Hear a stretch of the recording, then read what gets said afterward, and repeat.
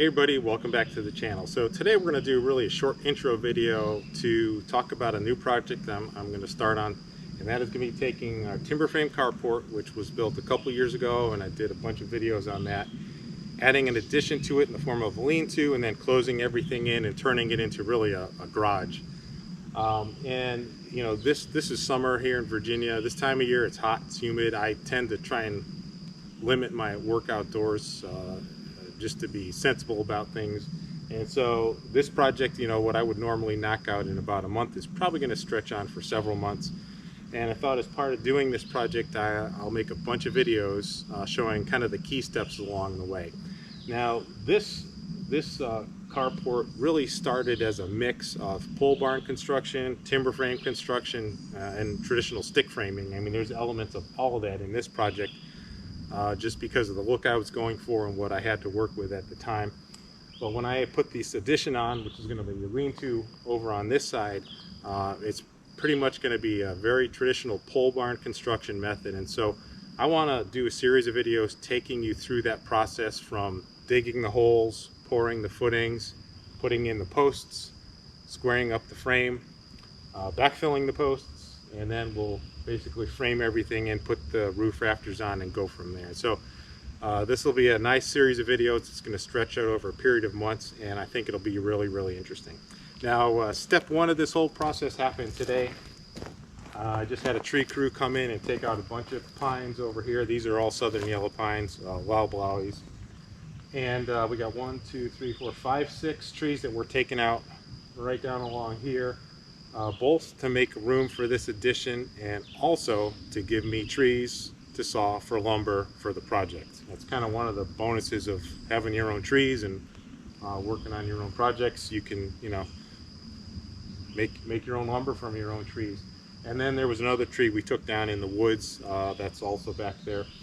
So what I want to do now before I wrap things up is we'll move over to the log pile, show you what we got, and talk about a few more topics. Alright, so here are our saw logs. I've got 10 logs ranging from about 10 inches up to about 18 inches in diameter.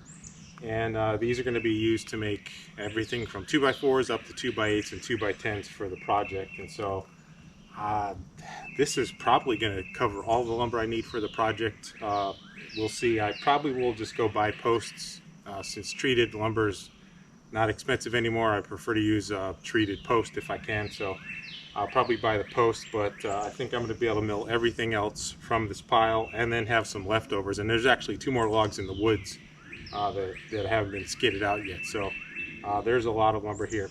Now this time of year in Virginia, basically any time from spring through early fall in Virginia, it's a bad time to mill pine, because as soon as you fell the trees, all sorts of insects want to attack that wood. And so one thing I found over the years is that if I spray the logs down with borax, it really buys me a lot of time. And I also will spray down the fresh cut lumber with borax as soon as it's milled and when I stack it.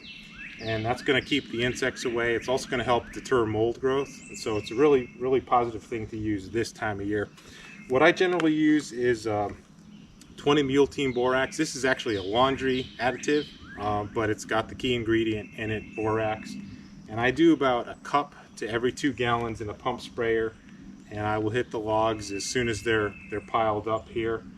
And then again, you know, as I'm milling the lumber, after it comes off the mill, before I stack it, I will spray it down with this also. And I'll put a link to this down below. You can get this on Amazon pretty cheap for a 4-pack, and also Walmart usually carries it. And this is really an old-fashioned product. I mean, I almost feel like this is a commercial here. You know, even the name 20 Mule Team Borax sounds old-fashioned, but this works. It's significantly less expensive than buying specialized products for treating timber.